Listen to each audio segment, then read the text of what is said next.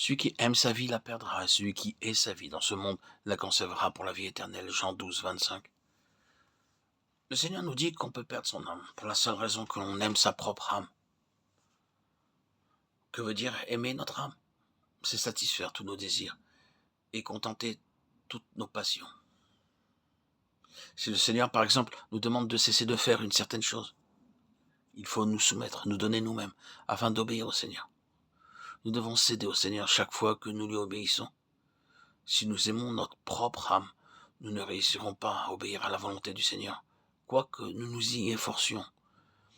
Un autre exemple, si le Seigneur veut que nous abandonnions cette chose que nous avons plaisir à faire, ou cette personne que nous aimons tendrement, le suivrons-nous si nous aimons notre âme?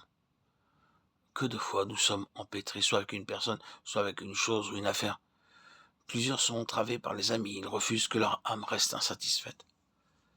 Nous n'avons pas besoin de mentionner beaucoup de choses manifestement mauvaises, car nous nous rendons bien compte qu'elles sont condamnables.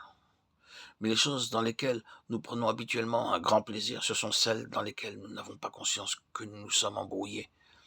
Nous savons que le mot argent est trop ignoble pour être mentionné, pourtant combien de personnes ne sont pas disposées à s'en séparer? Un vêtement ou un mets délicieux peuvent nous prendre au piège. Pourquoi est-il si difficile pour l'homme de ne pas aimer son âme? Parce qu'en n'aimant pas son âme, il la fait souffrir délibérément. Aimer son âme, c'est ne pas permettre qu'elle souffre. Cependant, en faisant ainsi, cette personne perdra sûrement son âme, parce qu'elle a déjà cédé à ses désirs excessifs et permis qu'elle en jouisse. Quand est-ce que son âme en souffrira la perte? Au moment où le Seigneur établira le royaume.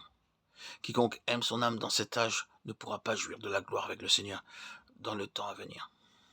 Nous croyons que la possession de la vie éternelle aussi bien que notre entrée dans le ciel sont toutes deux certaines et assurées. Mais quant à régner dans le royaume du millénium et expérimenter la jouissance future de l'âme, ceci demande de notre part que nous n'aimions pas notre âme aujourd'hui. J'ai déjà affirmé, et je l'affirme encore maintenant, que tout comme Dieu place le ciel et l'enfer devant le pécheur pour qu'il choisisse, et si un pécheur peut voir clairement, il choisira sans doute le ciel. Ainsi, Dieu place le royaume et le monde devant les chrétiens pour qu'ils choisissent. Choisissons-nous le royaume ou choisissons-nous le monde? Combien il est affligeant, alors qu'un pécheur se plaît à choisir le ciel, que de nombreux chrétiens préfèrent de beaucoup aimer le monde. Un trop grand nombre parmi nous pense que c'est suffisant d'être sauvé.